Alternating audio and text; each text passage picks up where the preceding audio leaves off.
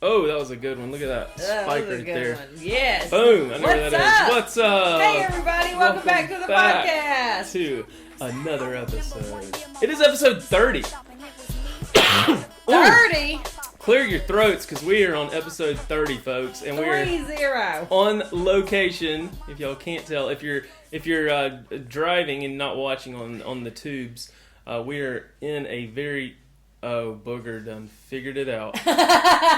Booger, we tried to block Booger out. He found it. He's running around. Oh, yes, we are on location and we are in the nursery. Yay! We're in the Sophia Nursery. If y'all can see on the screen there, this crib was handmade. You got your rocker in. Rocker. This is amazing. Like, it's getting close. I know. We brought in the old rocker. This one I thought was here, this is the old, like, y'all know the good old country wooden rocker. Oh yeah, like you might hear it creak every so often when I adjust a little bit, but yeah, we were gonna like go somewhere on because we every 10 episodes we're trying to do like an on location thing, but we decided, hey, I'm fat and pregnant. I don't want to go anywhere. Let's go to the nursery and see it because you're getting close. You're talking about how you wanted to have it done this week. The end of the week? By the end of the week, we're going to have this thing done. So y'all stay tuned for a nursery reveal, maybe? Yeah, it's coming. Don't hold me to that, though, because I cannot wait to see commitment the before and after, because I'm sitting around looking in the room. I'm like, oh my God, this is going to be crazy to see. It's not good. Yeah, the transformation. I've just got a big pile of stuff, and so we got to sort through everything. But we're getting the furniture done, and that was the main thing, and we got stuff coming in this week off of Amazon or... off of the websites we've ordered things for, and hopefully it comes together. Like, here's the thing, it's not really come together yet at all, but in my head, when all the pieces are together, then it's gonna look like it's so crazy how it does that. And especially, I don't know if it's I'm burning up all of a sudden. I don't know if it's a family thing, but like, I do so much better under pressure. Yeah. If you hear a whine, that's Booger. Yeah, this is why we try to lock Booger out of the room. But like when it comes to schoolwork or like deadlines of any kind or doing anything, I'm always like last minute, get it done, but I get it done. And it kind of makes you wonder like how good I would have gotten it done if I'd have taken the actual time I had to get it done instead of waiting until the last minute. But sometimes I feel like my sometimes you work better creativity, like that, shines and it gets flowing. Yeah, it's like I work in compartments, obviously, as a guy. So when I get into that box, that's the only box I'm in for those. Till you bang it out till it's done. Yeah, and then I'm onto my next box. I hear you. I gotta have like all the pieces of the puzzle together in one place and then do it, because if I try to do it like little piece by little piece, then the pieces don't match and it just doesn't come together like it's supposed to. Like, I want everything and then do it. Yeah, that's how I am. So it's been a matter of, it's been playing the waiting game because Corey's building all the furniture himself. It's incredible. Yeah. I can't wait. She was showing me, y'all stay tuned because she was showing me pictures of like some stuff she's getting that's coming in, and then just the you were telling me this is gonna go here, and I can't wait. I can visualize it, so it's gonna be neat. But I got my chair, and I was telling Cullen, the chair's a big deal, but yeah, I'm a stiffler for like I just can't bring myself to pay full sticker for anything. You know what I mean? That's like my mom and me. Yeah. I just can't bring myself to pay full price. Like, I'd rather go. It's funny, today we were driving and Corey said we were passing the Target and the dollar store, and Corey goes, look, your favorite store. I said, hell yeah, it is, because everything's $1. You know what I mean? It's all cheap. I love it. That Facebook Market stuff is like a freaking... I get Facebook stuck Market, on that like a garage... It's like a garage sale in your hands. I know, right? It's crazy. And I'll just be strolling through the market looking at stuff that Lord knows I didn't need. Yeah. Oh yeah. Wasn't even thinking about getting a new refrigerator. But by God, there's one for $100. and we could use the extra freezer space, and you start talking yourself into it. You start thinking about all these, yeah, no, I know what you mean. Like, there's been so many things I'm like, oh, save that for later. Yeah. And then all my saved items, even like lots of furniture. Speaking of furniture. Speaking of furniture, Yeah. I'm sitting right now in the rocking chair that we decided on, and the thing is, I got it in my house, and I didn't like it anymore. But I loved it in the lady's house that I got it from.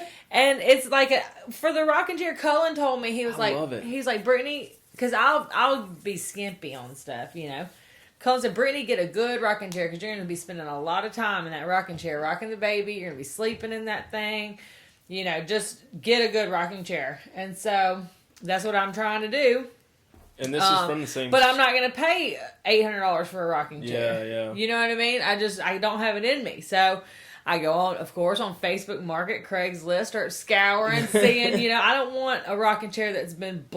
some baby's had a blowout on and there's poop on the armrest. Yeah, or like it's like mean? worn out in the elbow area, or like it's like tethered and torn. Yeah, well, you know, we want to keep the quality, but the thing is that I want a nice quality chair instead of one of these $179 chairs that is going to break after the first, you know, or start squeaking when my baby's trying to sleep and all this. And anyway, I found one on Facebook Market or something, and I called the lady.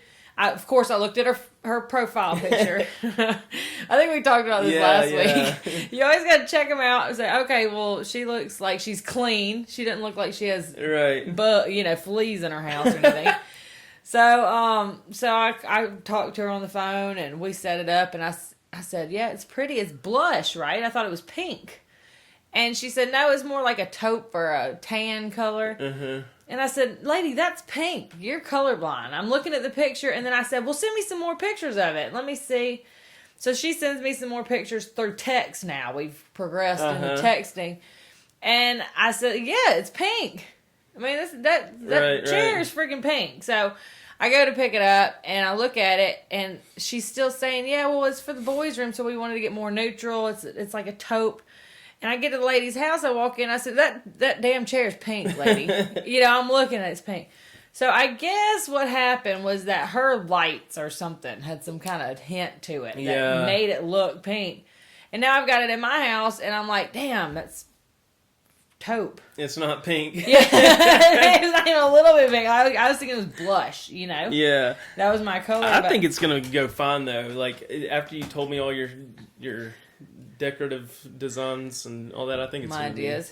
I think it's going to be good, and especially for the comfort and quality.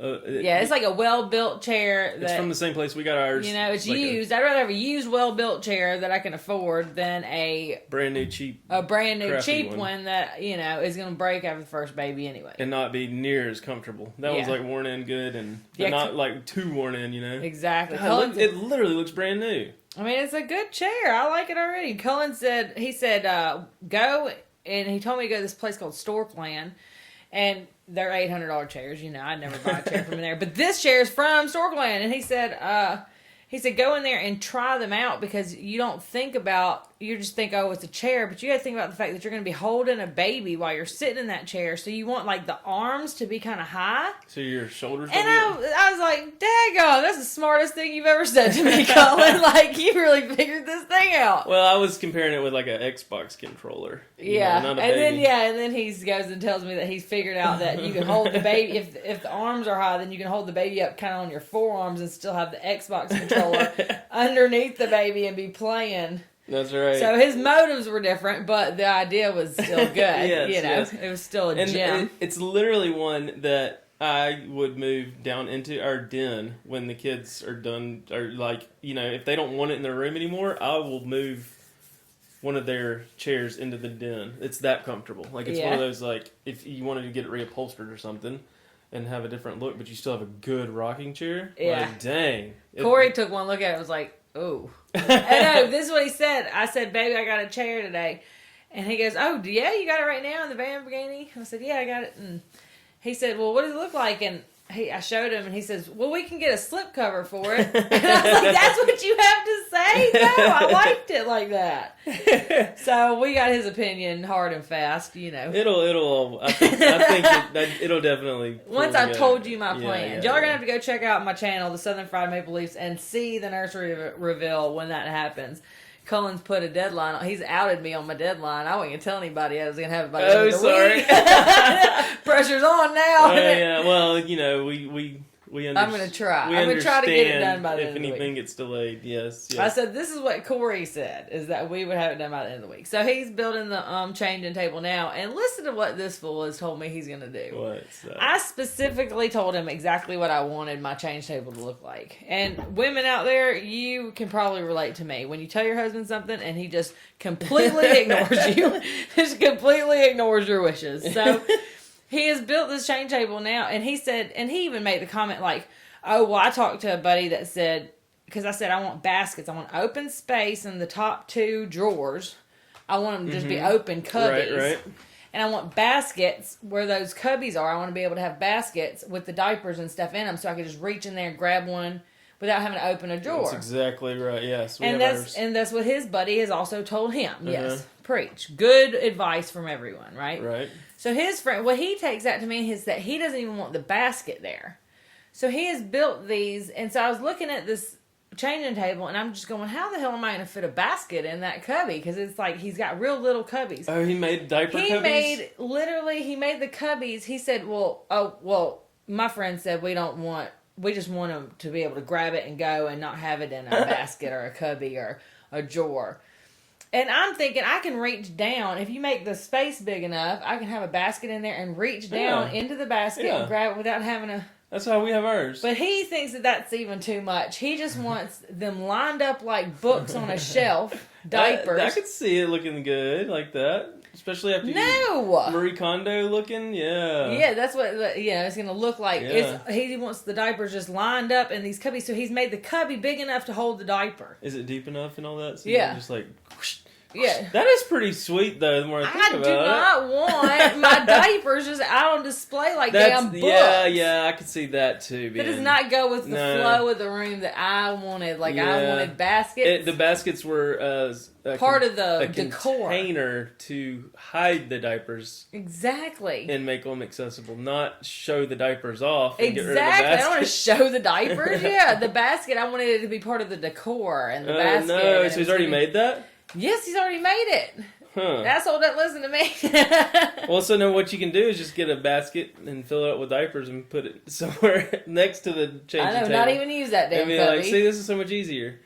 I mean, I don't know. But no, I see his he building was trying to streamline, but like, what if you got diapers that you have some left that have a pattern and some that don't, and then you got mixed match diapers, and then you're just, I mean, you would want it to all be, I would be, like, that just wouldn't work for me. I couldn't have like half a stack of white diapers and half a stack of colorful diapers over here. And it's easy. Together. It's just as easy too. The way we have it at our house set up, we've got the changing table, and then we've got the 2 empty cubbies underneath, and then we've got these 2 fabric drawers. I think it was like a Walmart thing. It was just, but it had our colors, and it was like contemporary looking.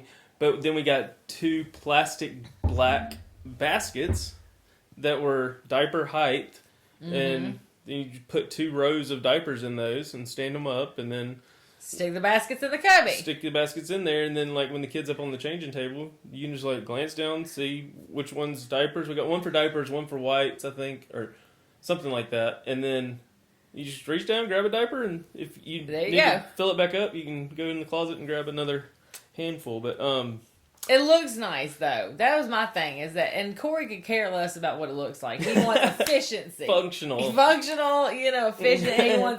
He wants to be able to just grab and go. So anyway, we'll see. I'm discouraged because my chair wasn't the right color.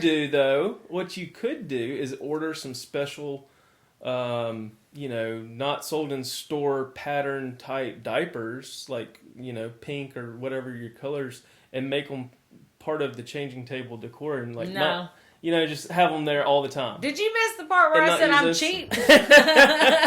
Well, I have custom-made diapers for my baby. It would be a one-time purchase, and you leave them there. Uh-huh. You know what I mean? So you just they just stay there, and you fill that space up. But then you still use your basket method off to the side. So real diapers. I got you never have like a hole in the thing, and they're the pretty diapers that I'm gonna have to do something like that because now I'm stuck with it. I'm stuck with it the way that it is, but. He could knock it out, maybe. Like it's not done yet. I got to give him the benefit of the doubt. I think he's going to come through and make something beautiful. He always does. Oh man, this crib, I can't. Yeah, this crib's amazing. Like all done in his garage. Yeah, soft maple. Yeah, that's insane. I'm excited about it. I'm so excited. Like it's. You're gonna be an uncle. Oh, it's so crazy to think about. Like it comes and goes, but yeah, the closer it gets, the closer it's real too now because we're sitting up here in it. You're seeing all the stuff that this baby that you're creating. Body, your body is this little ninja baby. Yeah, been kicking she's the been crap kicking out good. of me. God, she's like, and I can tell she's headed down because her feet are up and her feet are digging into my rib cage. I think she's kicking me in the lung right now. Like that I can't breathe so good. It's crazy. So The whole process blows my mind. Yeah.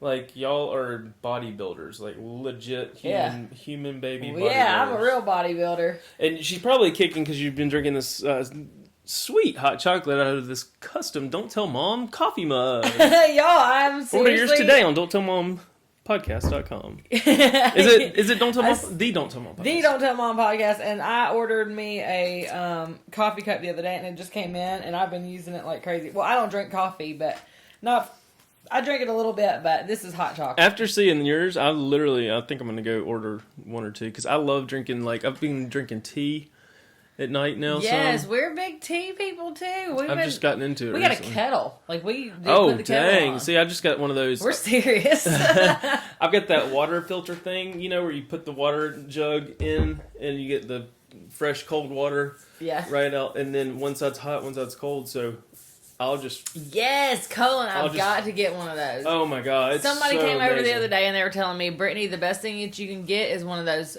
water filters that's already got cold and hot in it. And I've got one at work. And so I was like, yes, I was looking at them and they're kind of expensive, but I was like, she said, Brittany, it's totally worth it because you don't have to worry about heating up. Oh yeah, especially with the water, kids. Right? For the kids. Oatmeal and mac and cheese. Oh yeah, all that.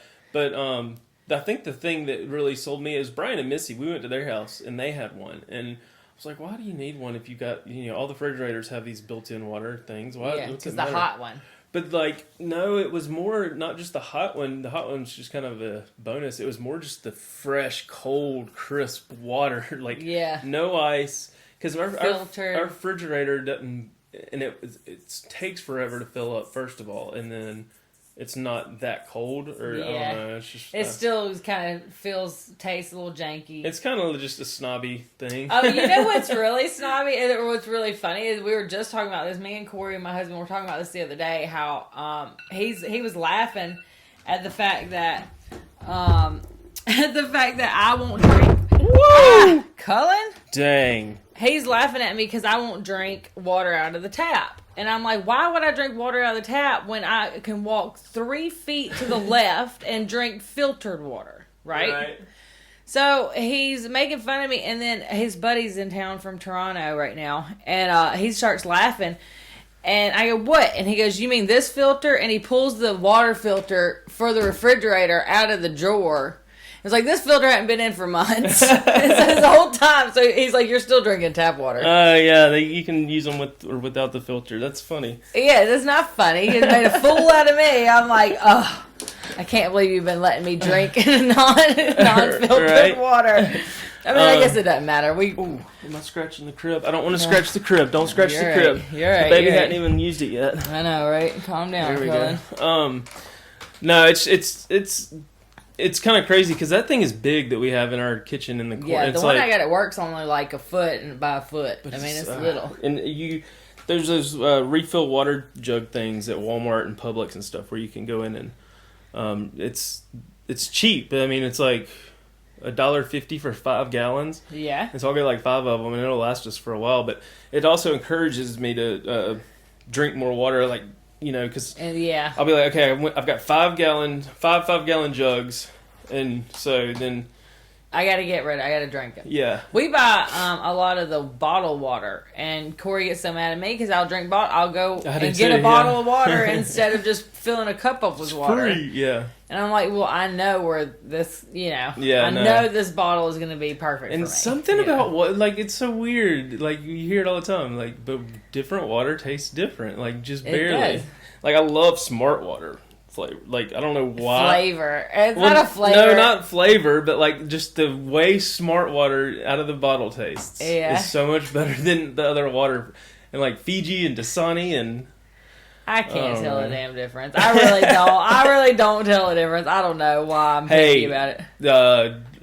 I found for a long time one of those 24-ounce tall bottles of smart water. Just straight out of the package. Don't get it cold or anything if you don't need to. Will cure a hangover. I mean, I won't necessarily cure it, but it helps. It did, at least for me and Katie. And yeah, it helps a hangover. Chug, and it was only smart water. We did this multiple times. Yeah, we're like, okay, let's get drunk again and try different water. Yeah. Go get hooched for the experiment. It's for the experiment. It's for the water. It's for the hangover cure. But no, you chug a 24-ounce thing of smart water, and then like take 4 ibuprofen gel tap, and you wake up the next morning, and if you don't do it, you feel like crap. I don't know what it was, but it was the smart water. I feel like it's smart. They got those electrolytes added in them or something. Yeah, it's so crazy. Huh. I don't know. I don't care. I just want it to be cheap and in a bottle. Yes. You know. Oh my gosh. Okay, so we were like 20 minutes in, and we were like trying to. We're just shooting the shit. Figuring out. We were laid back today. We were just like, baby nursery. Here we are. And then I've been trying to get up here and do stuff. I was like, Cullen, let's go upstairs to the nursery, and you can help me figure out what I'm doing here. And so we're trying. Then to I started scratching my head, and I was like, "What are we doing in here?" There's a lot of stuff. There's so much baby stuff. I love it though. It's like, God, like we said. Crazy. It's going to get there. My whole mentality, Cullen, was that the baby's not going to be up here for the first couple months anyway. I don't think. Oh, no, yeah, totally. You have a lot of time. We got like this bassinet thing from our cousin, honey. Yeah. Gave me this. That's amazing. And it's like the coolest swivel. It'll like, we're going to have it right next to our bed. So the baby's going to be downstairs in the bed with us. And then Corey made a good point, and he said, well, you're going to want to put the baby down somewhere while you're in the middle of the day. Well, that's what for all that the is, naps. And that other thing, yeah. I mean, but have your own room and just when you have the baby, you're not gonna have time to do the nursery and all this, and so we're trying to get it knocked out, but we're not like. I think the only reason we got ours knocked out, honestly, was because of our what you're doing, the baby league stuff. Like we had to like make these videos at certain points for baby steps. For baby steps, yeah. So Brittany's posting videos for baby steps now over on Baby League. Mm-hmm. Baby steps part 2. Yeah. But so it was like a incentive or initiative or. Whatever to get it done. Yeah, because you're like, you want to do a different video every week of like what you're going through, getting ready for the baby, and the nursery is like one of the things you would naturally do. It was kind of like an ongoing joke, even with some of our viewers, because we pushed the nursery reveal back so much because we kept not having it finished. That's what I've been doing. I'm like, I'm going to do it this week. Yeah. I'm going to hold myself accountable. Yes. But it just hasn't happened yet. So anyway, Cullen, tell me what's going on with you. Should we? Yeah, I was about to say, speaking of accountability. I'm kind of wondering what the hell this tweet was that you were... I mean, people pay attention to you sometimes, Cullen. I don't know why. I don't either. But, have you been talking crazy talk or what? No, yeah, I sent a tweet out last night and I said, "Hi, I'm Cullen and I'm an addict." And like people... Dun, dun, dun, dun, dun. People were like, Con-Marie shirt folding addict, and other people were saying... to pho, like, because you love the pho. I love the pho. But, no, it's I don't know. It's hard to take me seriously sometimes. Yeah. And so one person even replied and was like, "We've known this for a while now." And I even replied to that because I didn't know how to. I don't know. I was like, "Are you suggesting I shouldn't have even said anything?" Or no, I can't look at my phone. I can't remember what I said back. I said, "Are you suggesting I shouldn't have said anything?" Or what have you known? That's what it was. And I don't think she replied. But yeah, you're fooling us. Yeah. We've known this for a while now. But so yeah, no, I don't even know. Like, this is. Did I just throw you out there? Yeah. In front of the bus, like. I mean, I don't know. Like, this everybody has their own thing. Don't right? tell mom. Like, I haven't told. I mean, mom obviously knows everything. Mom does know everything. Hey, in case you kids listening think that your mama doesn't know what you're doing, she knows. She knows. They all know. They all know. Even your family. I mean, we were sitting downstairs earlier before we came up here to do this podcast, and we are just sitting talking, hanging out, and talking about, like, just in the past, and then our upbringing and addiction being in our family and on both sides, and alcoholism and stuff like that. Our dad struggled with alcoholism. His dad went to meetings. His dad. I've struggled with addiction. I've gone to I was involved with meetings for years, and doing like NA and AA meetings and stuff like that. And I mean, I don't necessarily not like to talk about it. It's so like I mean, you hear people talk about addiction all the time, but it's like one of those things when you.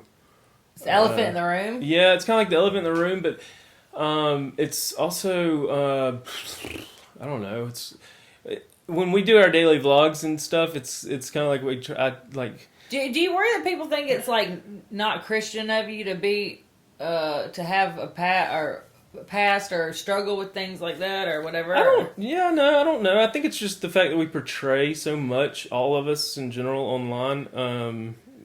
Anybody that posts anything, you know.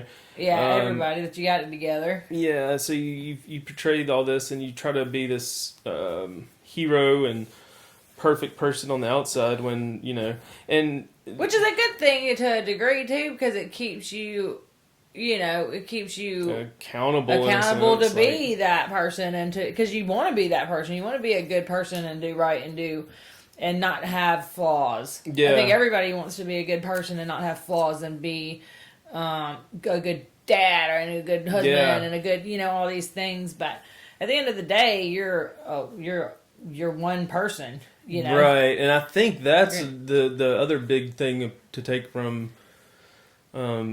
recent events is that Katie, she's been doing her self motivation, you know, self-inspiring, reborn again type stuff. So she's learning to do that and become recharging herself. Become her own person. And then so that's making.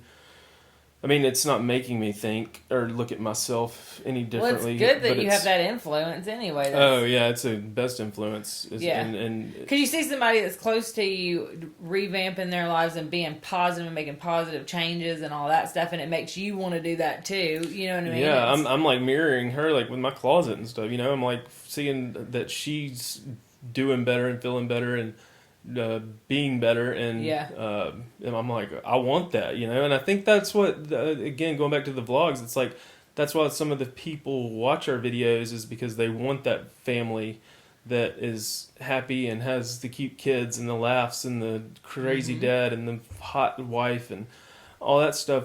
But again, what it's just crazy because we have this following of these people that have, which I'm not saying we've never had that, but like that want that happy family, and it's just funny that it's like we're just trying to find that. Well, it's just the dark. I mean, everybody. Here's the thing: is that you're a real person. Everybody has their real problems, and like you, I know, struggle with depression and addiction and things like that. I mean, that are just part of your life or whatever, just like they're part of mine, and.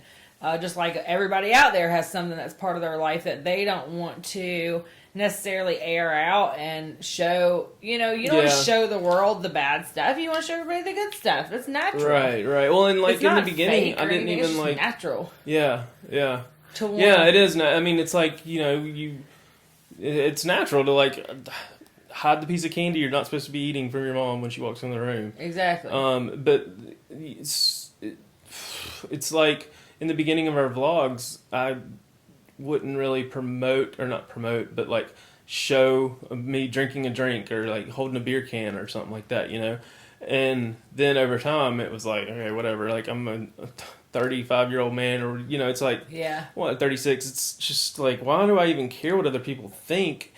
But you don't want to portray something that's going to influence, because that's again another term you could say we are. Yeah, influencers and so stuff. You don't want to influence, but so negative things, right? behind all that, though, yeah, it's easy to get wrapped up in different ways to escape and stuff. But no, yeah, I've recently like tried to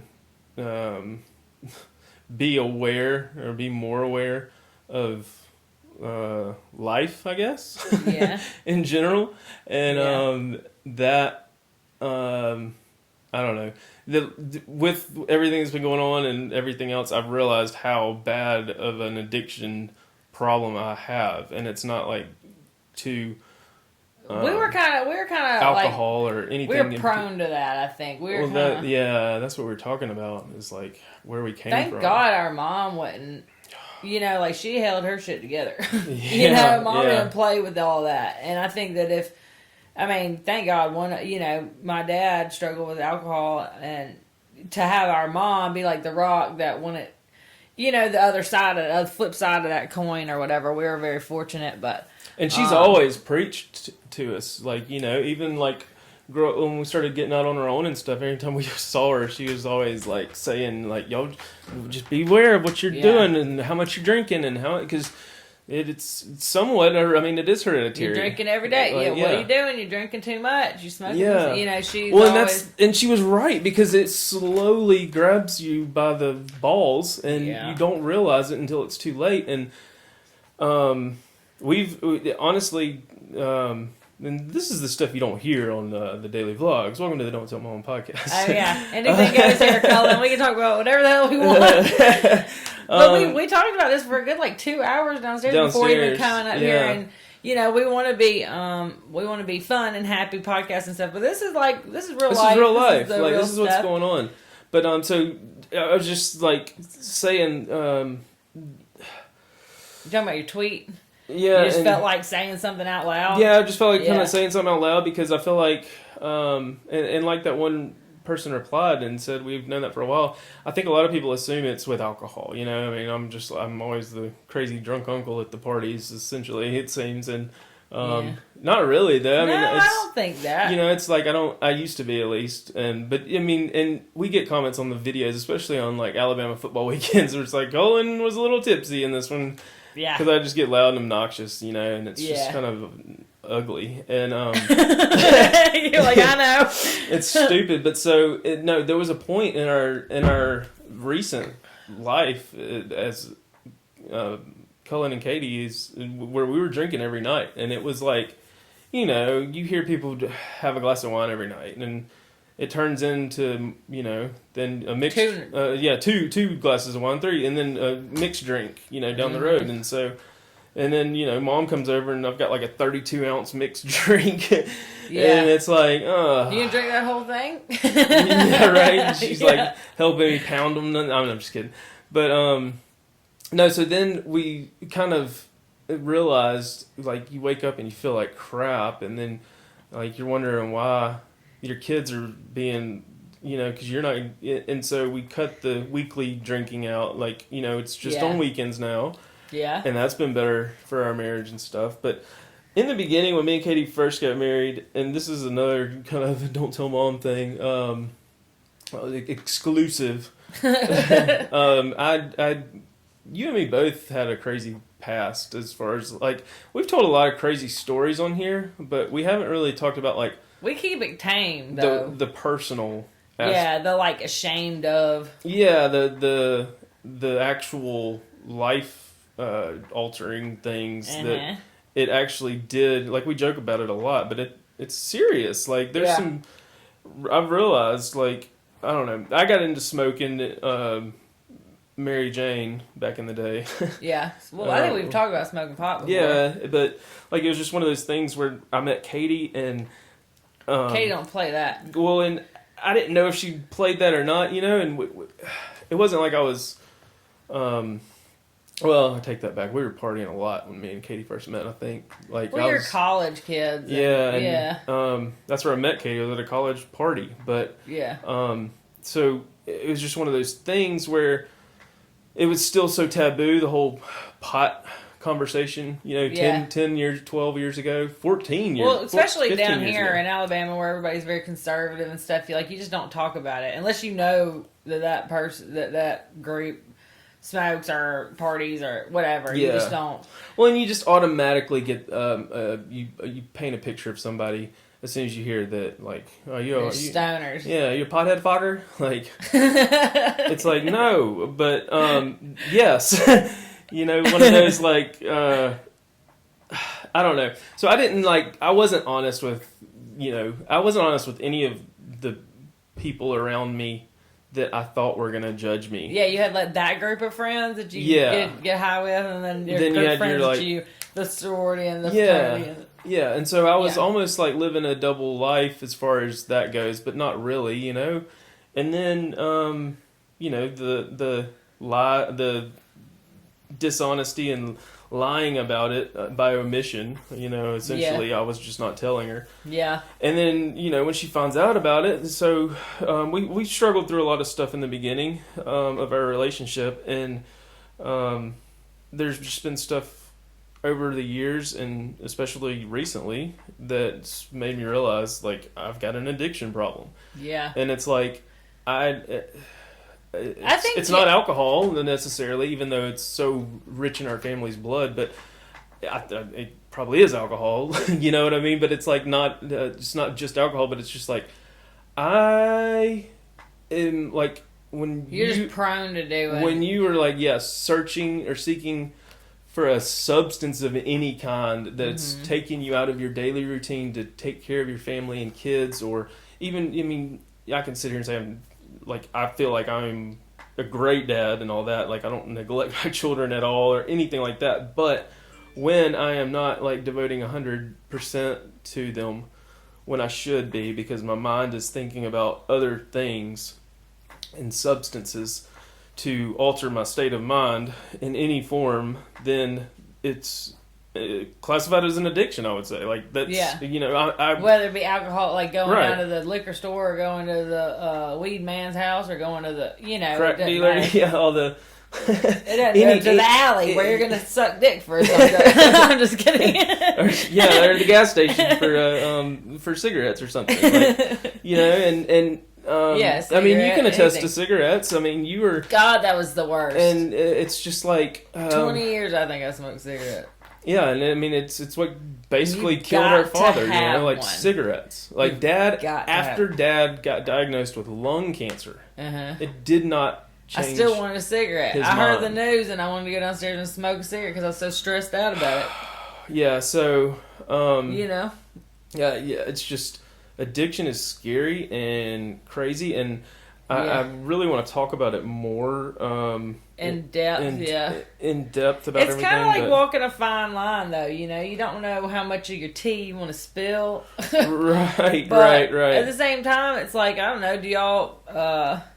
Let's ask everybody out there. Do y'all want us to go into this a little further? I mean, I don't mind talking about my past, for real, Lord knows I don't want to embarrass my mama. but I have a dark past too, like as far as some of the stuff. I just happen to be a little bit luckier in a sense than you, but I think you blocked out a lot of the stuff from like when we were younger, and the really addictive things that we put in front of ourselves, and luckily we're able to get out from under, There was a time where I don't how much we can keep going. I mean, how much time do you have? I'm not closing the chapter yet. I'm just saying, I've been a straight up drug addict, you know what I mean? Like, I know I had something that had me, and it had me by the balls, if you can say that, like I was addicted to this. And It doesn't matter what it is, but it's, Oh, well, I was too, like, but not near as much as you, because I had the Katie in my life. You know what I mean? Exactly. Yes, and that's you what are the company you keep. I'll tell you that. And when I referenced to Katie, and me and Katie kind of talked about this too. Like when I referenced to Katie as like she saved my life, or like, you know, that puts a huge responsibility on her just from me saying that. Yeah. Even though she doesn't need or want. She didn't even know she was doing it at the time she was doing it. She was just she was making you have to say, oh, I got to stop now because I want to see her. Right. I don't want to smell like smoke next time I'm around this beautiful girl that I just met, because I don't want her to feel like I'm a yucky college kid, you know? Yeah, a bum. Or a bum. Like, it wasn't even like, you know, I don't know. It's so hard to explain. You didn't want her perception of you to be anything negative. Exactly. And so, you know, you make sure that you took a shower before you saw her because you didn't want to smell like weed. And, you know, you kept that part of your life hidden from her and stuff like that. And then you just dig the hole deeper and deeper and deeper throughout the relationship, especially when you don't know how far, like, you know, I couldn't have said that day or that night that I met her that I'm going to marry this woman. You know, it had the relationship had to develop, and as it developed, I developed the dishonesty. You know, just trying to hide that shameful aspect of my life. Yeah, and it wasn't and it wasn't like anything because I want a lot of you to hurt you. It's like I don't want to. I want a lot of you to save or to this relationship to make sure that I get you. Yeah, like I love you so fell in much, love with her, and she fell in love with me, and you know, I think it was like 10 days after we talked on the phone every night till 4 in the morning, essentially. Yeah. One of those type things. We said we loved each other. And so it wasn't like, you know, she married or fell in love with somebody else completely. But... just a little part of you. Yeah, and so... that you had to hide because you didn't want her to hit the ground running, to turn and be like, oh, well... Yeah, like, hey, you did that? I didn't know. You know, yeah. And so... yeah, I don't know. It's addiction.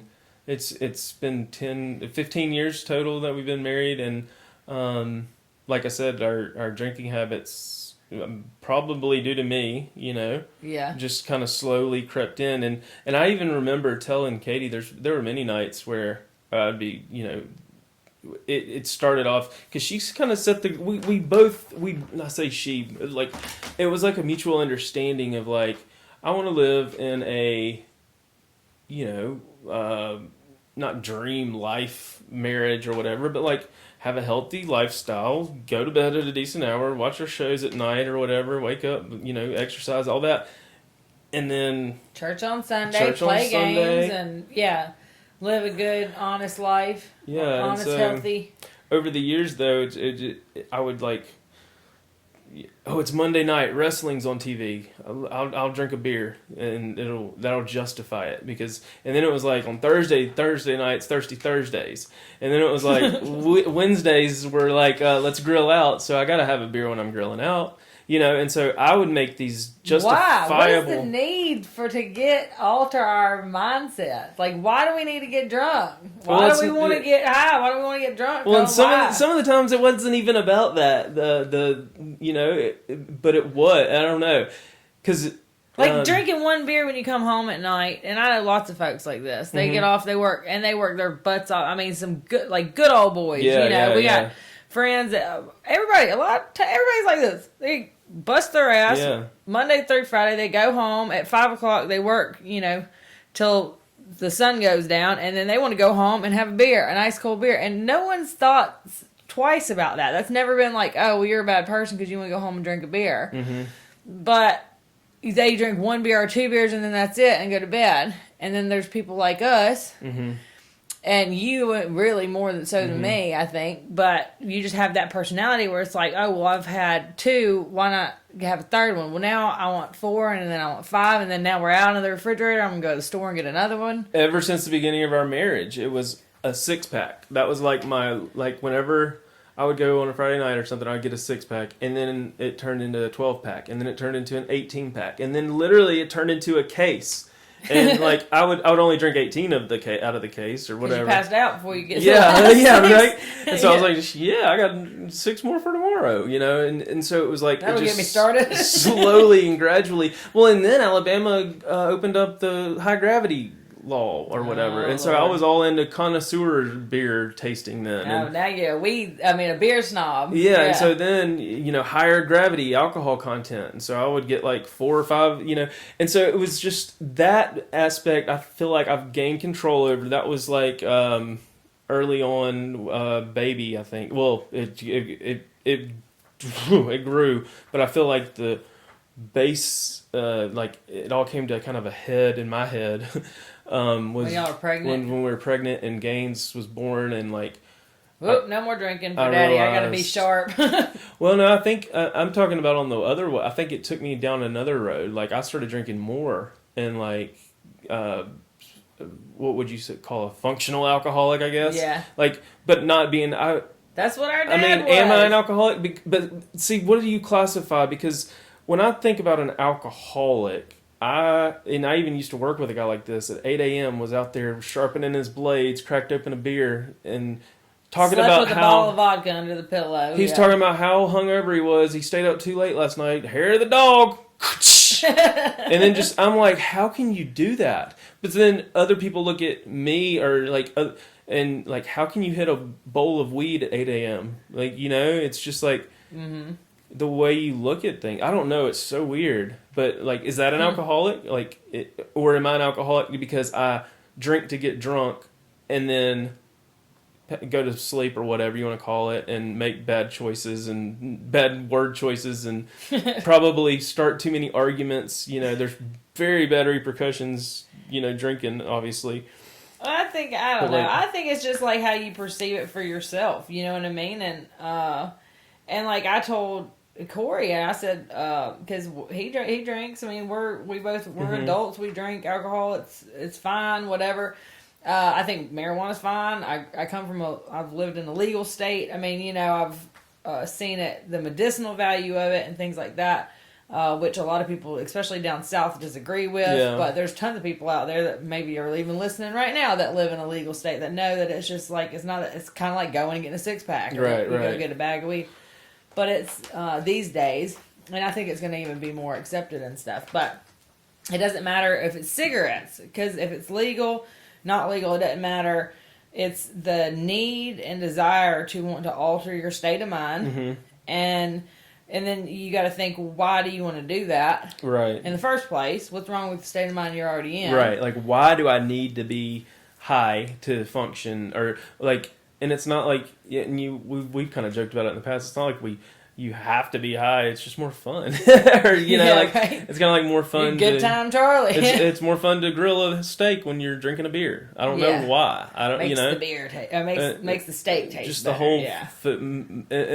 And that's the thing too. Is like It's a social thing. the cigarette things, like getting in the car, you smoke a cigarette because that's just like your it's natural your habit. After you eat, you smoke a cigarette because that's like So it's like breaking those. I'm not addicted to cigarettes. I don't smoke cigarettes. It's to what degree you'll go to get that, to feel that way, that's when it starts to become like a problem in your life, and then you start looking at, am I an addict? Do I, what am I willing to sacrifice to get to this state of mind? Yeah. And Right. that's when you really kind of got to sit down with yourself and decide, is it worth it? Is it not worth it? And yeah. Well, and at the end of the day, it's and then can you physically control yourself? it to where you're not making those decisions to like go alter your state of mind. But like Right. when it's driving your family and marriage and relationship, especially like I just was referencing from day one, like when something like that's driving a wedge between you and the person that you met and married and had kids with, and then like just other things too, like not just Katie, but like friends and family in general. Like when you isolate yourself or like go off and do something to not do something positive or something, I don't know. I've really recently come to a realization that I'm an addict and I've got to figure out how to fix it. And I'm gonna like. There's the first step in it, right? I mean, it is, and like, would I even be considered an addict because I love energy drinks and like the need for like a little energy boost when I'm feeling tired is something I don't know. Like we did like a 30-day detox thing, and it was hard giving up that stuff, but I felt so much better. But it was not sustainable. It was like too forced. It wasn't a lifestyle change. It was like a detox. Yeah. I guess that's what they call it. But I don't know. I'm interested. I'm gonna start looking into it. I'm looking into that kind of stuff and cleaning myself up and making and wanting to open up more about like some of my personal demons struggles. Yeah. Like I talked about it on our main channel about my struggle with depression, and it's so cliche. Everybody has depression. Like, how can you categorize that and like blah blah blah? But I don't know. I'm not on any medication for that anymore, and I feel like I've gotten into a better headspace, definitely. And I feel like it portrays on the videos, but like there's definitely a lot more stuff personally that I want to like. This is therapeutic to like talk about and feel things out. And it is therapeutic. That's why they say to go to the AA meetings and stuff, because you're talking to people, like-minded people. I tell you what, man, some of the coolest stories and the most interesting stories Dad ever told me was from the things that he'd heard at meetings, and he struggled with it. He went to lots of meetings, and I remember this one, and this is why when you said something about going to like NA or AA meetings and stuff like that, and like seeking help and just trying to find some way to cope with how you feel and all this, I'm like all for it. I'm super proud of you because I think that's awesome. And I was thinking about, when you said that, I was thinking about, AA or NA, those kind of things are, I think, the best way to deal with something like that, because you're talking to people that are on your level and that have been down through there before. And, and the story that came to my mind automatically was Dad told me one time, I said, Dad, it was funny. I was in my addiction, and I was living in Pennsylvania, and I was searching for it. I'd actually had to move to Pennsylvania because of my addiction. Yeah, my sister. We need to have a whole other podcast about this stuff. This is crazy. Well, Annie, thank God, our sister had kind of grabbed me by the back of my hair. You're about to say balls. Yeah, grabbed me by the balls, and she drugged me out of it, and she, saved my life. Annie was she had done that for me, and God, that's true, because I didn't realize how bad you were. You didn't know, yeah. Until well, you I had back on it, because it was even embarrassing for me to share with you, even though you were struggling with the same things, but she had drugged me to Pennsylvania, and I was up there, and I was, oh God, I was so sick, and then I'm looking for it and seeking it, and the addiction still had me by the balls, for real. And I remember calling my dad, and I was just driving around. I didn't know where to go. I'd never lived there before. Annie's at work, and I was, didn't know what to do. And I felt so sick, and I was crying, and I pulled into a church parking lot. This is like a Wednesday afternoon. And I'd never been, I didn't really ever go to church. Yeah. So, I just wasn't a religious, I just never went to church. So I pulled into the parking lot, and I called my dad, and I said, Dad, somehow I just ended up here. And he said, well, it's never hurt nobody, to walk into the church, but he told me the story, and he's telling me about, this is what he said. I'll just tell you the story. Okay. He said a man was walking down the street, and there's down the sidewalk, and there's this big hole in the middle of the sidewalk, and the man fell in. And the hole's so deep, and this is, grown man, he can't reach the top, and he can't get out of this hole. And he's in this hole, and he's like, oh shit, what am I going to do? I can't get out, Mm-hmm. And so he's trying to climb up the sides, and he's not getting anywhere. And he looks up, and he sees people walking past the hole on top of the street. And he sees them walking by, so he starts screaming, help me, help me, help me. Somebody, please help me. I'm stuck in this hole. Mm-hmm. And a couple minutes go by, people keep walking by, and he's still screaming. This guy jumps in the hole with him. And he goes, what are you doing, you idiot? Now we're both stuck in this damn hole. And the guy looks at him and says, well, I've been in this hole before. I know the way out. Mm. And that was the story that led into, say, the meetings, the AA meetings, NA meetings. That's what that that those Yeah. are. Yeah. Is, hey, we've been down through there. We've been in this hole before. Yeah. We know how to get out of this hole. Yeah. Follow my lead, you know. That's a cool story, or a good way to think about it. Yeah. But he, you know, some of the things that he learned from other people that were addicts. Yeah. That were also struggling with the same thing. Like, you know, it just, I encourage it anyway, and I think that's awesome. And I think you should definitely go to meetings. And I've been looking into a lot of stuff, and y'all stay tuned because like I said, we're going to get more in depth. I think with some of the stuff, but I want to like document my journey of regrowth as well, I guess. And I don't think I'm going to document it necessarily all up front. I want to like do it. Well, maybe keep it on the Don't Tell Mom. Yeah, like you know, kind of do it personally first. More adult people that I think that this is probably a more adult or forgiving group. Yeah, you know, y'all don't judge us as much as the other channels. You hit the funny cigarettes once or twice. Yeah, we already know.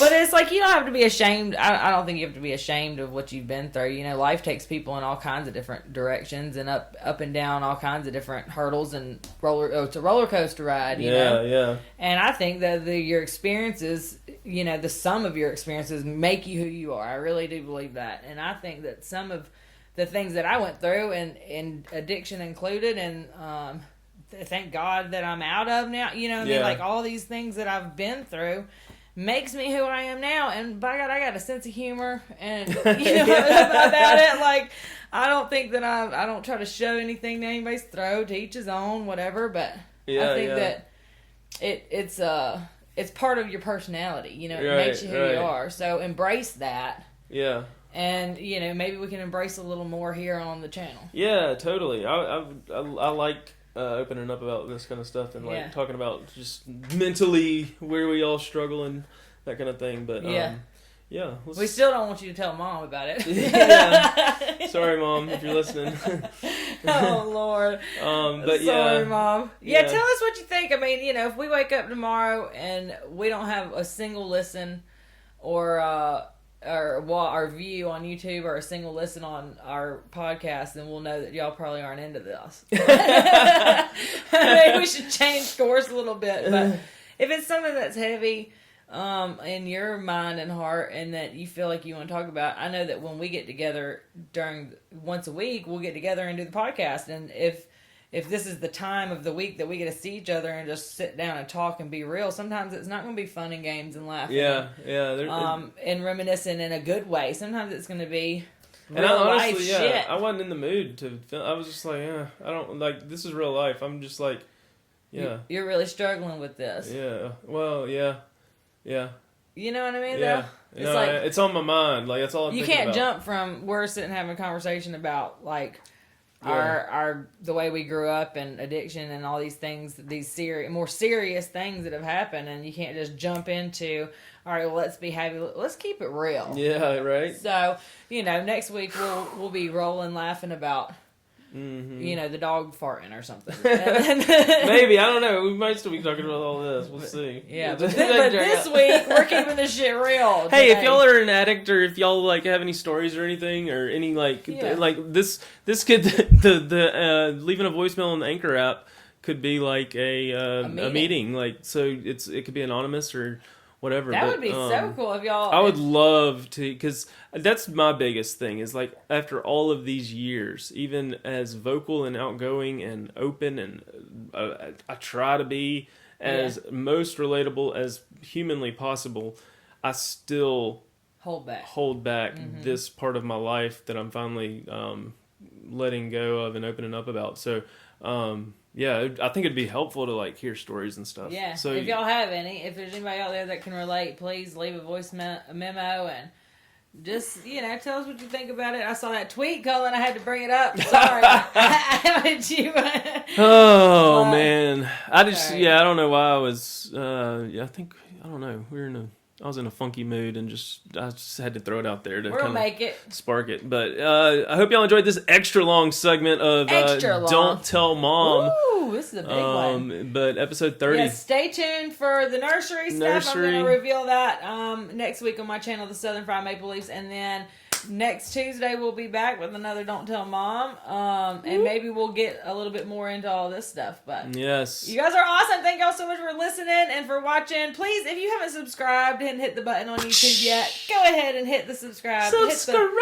Hit the likes up, and then check out all of our merch. Check it out. I was looking at some analytics, and I was telling Brittany about this earlier. Like, almost 40% of y'all that are listening aren't subscribed to our YouTube channel or watching. Or this is on YouTube. Tisk. So if you're watching and aren't subscribed, it's free, first of all, and you just get a notification because sometimes they go up late. They do go up on Tuesdays, but there's no real subscribe time. and then comment and tell us what y'all think. And if if y'all want us to back up and just go a different direction, be like, hey, keep it light. Lighthearted. We don't need all that serious mess. But But if y'all have some stories, we'd love to hear it, and maybe we can get through this together. All right. Don't tell mom. Thanks for watching. Don't tell mom. Thanks for watching. We'll Bye, see y'all y'all. next week. Peace. Tuesday. Peace.